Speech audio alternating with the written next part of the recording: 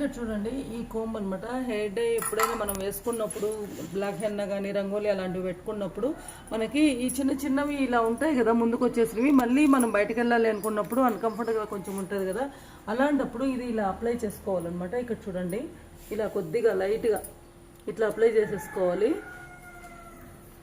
Already మన ఛానల్లో ఇది ఫుల్ వీడియో కూడా చేశాను.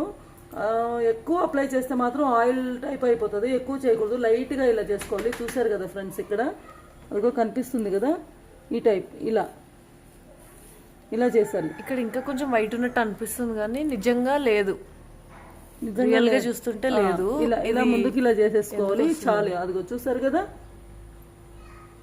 చూడండి ఇట్లా వైట్ వైట్గా ఉన్నాయి కదా, మొత్తం ఇలా ఇలా మనం లైట్గా చేసుకోవాలి. ఫుల్ వీడియో చూడండి, అది 1.5K ప్లస్ ఉంది. ఫుల్ వీడియో అయితే చూడండి. కొద్దిగా లైట్గా అప్లై చేసుకుంటే ఇలా కనిపించకుండా ఉంటాయన్నమాట. ఇట్లా తీసుకోవాలి.